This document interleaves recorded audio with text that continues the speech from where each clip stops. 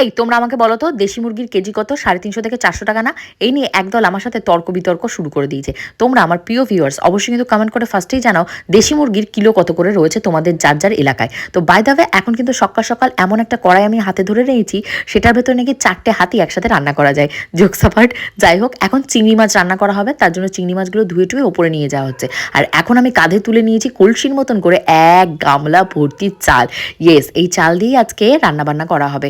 আজকে দুপুরবেলা মেনু কিন্তু ভীষণই অ্যাট্রাক্টিভ এবং মজাদার। আর এখানে তোমাদের গবুদা দেখতেই পাচ্ছ, বাজার থেকে সমস্ত বাজারঘাট করে নিয়ে এসছি। আর আমি বলছি তুমি মাছ কেটে নিয়ে এসছো, এখন দাড়ি কাটতে যাও আর কেটে স্নানটা করে আসো। এরই ভেতর আমারও স্নান হয়ে গেছে। এদিকে আমার যে ভিডিও করে দেয় পিয়া গেছে স্নান করতে। তো তোমাদের গবুদাকে ডেকে পাঠিয়েছি, তাড়াতাড়ি আসো শালি, তারপর বউ কী কী সাজগোজ করছে সেগুলো ভিডিও করো।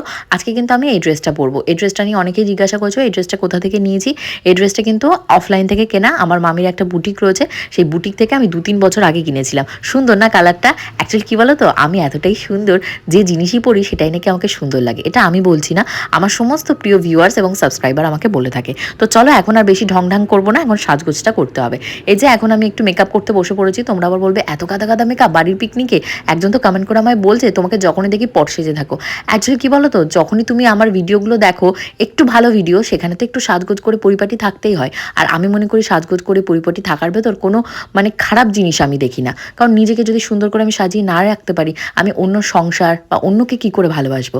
এই দেখো, ভালোবাসার কথা বলেছি আর দেশি চিকেন কষাতে আমি আসবো না, তা তো হয় না। এখানে কিন্তু আমার মাসি সকাল থেকে অক্লান্ত পরিশ্রম করে মাসি মিলে রান্নাবান্নার দায়িত্ব নিয়ে পিকনিকে রান্নাবান্না করছে। তোমরা আবার বলবে তোমরা কেন হেল্প করোনি? অ্যাকচুয়ালি মাসির কাউকে লাগে না, রান্নার দায়িত্বে লাগে না, ওই জোগালে হেল্প করার জন্য লোক লাগে। তো সেইটাই কাজ আমরা যেটুকু পেরেছি করে দিয়েছি।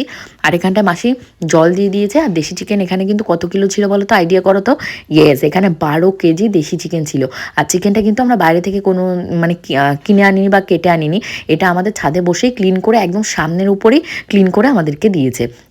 আমার মা আমাকে সকাল থেকে অনেকবার ডেকেছিল, ছাদে আয় ছাদে আয়, দেখবি আয় দেখবি আয়। তো আমি আর ঘুমের তাড়নায় উঠতেই পারিনি। তো ফাইনালি পিকনিকের খাওয়া দাওয়া করার জন্য আমরা বসে পড়েছি।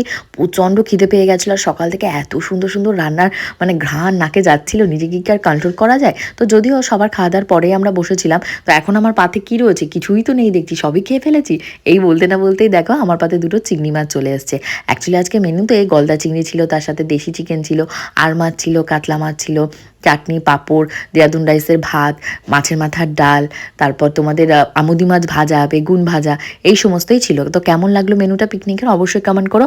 পিকনিক কিন্তু এখানেই শেষ হয়নি। আমরা ভেবেছিলাম নাচানাচি করবো, বাট হু করে এত হিমালয়ের মতন হাওয়া বইতে শুরু করলো যে যার মতন ছাদ থেকে পগার পার। বাট তার আগে আমরা কিন্তু কেক কাটিং করতে ভুলিনি। কেকটা স্বর্ণজিৎ নিয়ে এসেছিলো।